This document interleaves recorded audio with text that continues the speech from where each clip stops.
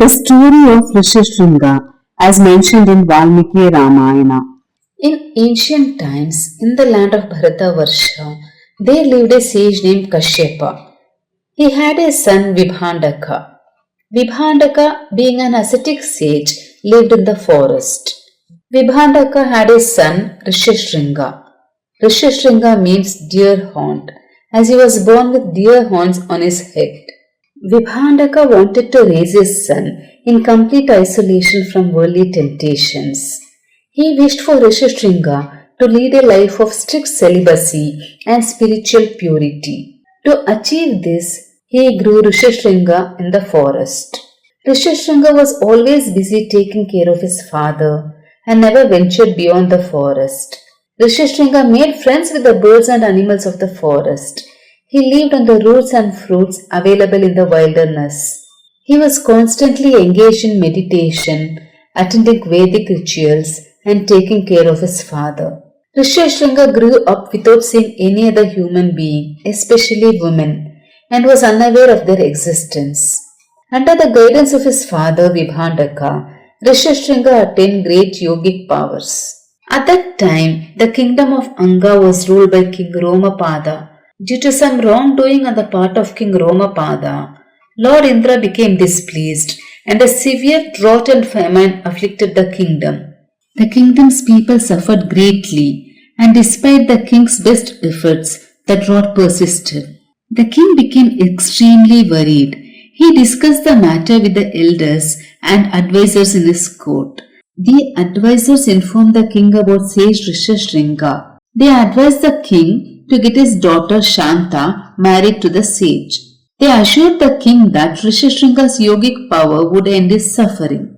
The king then requested his ministers and advisors to bring Rishyasringa to the city. However, they refused to go to the forest as they feared Vibhandaka's anger. They were certain that sage Vibhandaka would curse anyone who attempted to lure his son away. They urged the king to try other methods of bringing Rishyasringa from the forest.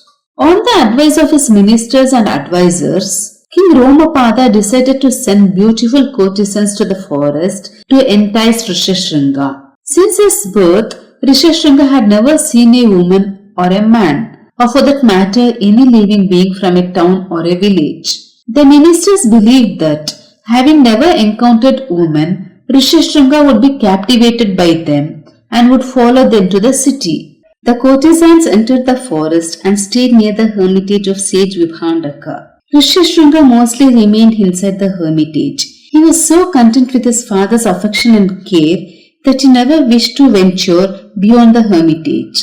After many days, when Rishyasringa stepped outside the hermitage, he saw the beautiful courtesans not far from his dwelling. Seeing them, he approached their location. For the first time, he saw a woman. The courtesans approached the sage and asked who he was and why he wandered all alone in the forest. As they were women whose form he had never seen before, Rishyasringa was astonished. He introduced himself as the son of Vibhandaka and showed them his hermitage. He invited them to accept his hospitality, and they agreed to visit. On one occasion, when sage Vibhandaka was away on some duty, the courtesans came to the hermitage. Rishyasringa welcomed them with great respect and offered them fruits and roots to eat. They accepted his offerings, and in return they gave him various kinds of sweets and fruits, urging him to eat them without delay. Embracing him and offering him different delicacies, they quickly departed, fearing sage Vibhandaka's wrath. Rishyasringa mistook the sweets for forest fruits and ate them. He had never tasted anything like them and found them delightful. He enjoyed the courtesans' company and the food they provided. After they had gone, he felt uneasy and restless. The next day, still thinking of them, he left his hermitage and returned to the place where he had first seen them. Upon seeing him, the courtesans invited him to their own hermitage, claiming that they had an abundance of food far more than what was available in the forest. Rishyasringa thought that they lived in a hermitage, so he agreed to accompany them. The courtesans then brought him to the capital city of Anga. The moment he stepped into the city, the god of rain was pleased and sent down a sudden bountiful shower, thus removing drought and famine in the kingdom. King Ramapada came to meet Rishyasringa, bowed before him, welcomed him to the kingdom of Anga, and requested him to marry his daughter Shanta. After their wedding, Rishyasringa remained in Anga with his wife Shanta. Later, King Dasharatha of Ayodhya invited sage Rishyasringa to perform the sacred ritual Putrakameshti Yajna to obtain offspring. As a result of this, Dasharatha was blessed with 4 sons, Rama, Bharata, Lakshmana and Shatrughna. Rishyasringa's life reminds us that even the most secluded soul may be called forth by destiny to fulfill a divine purpose.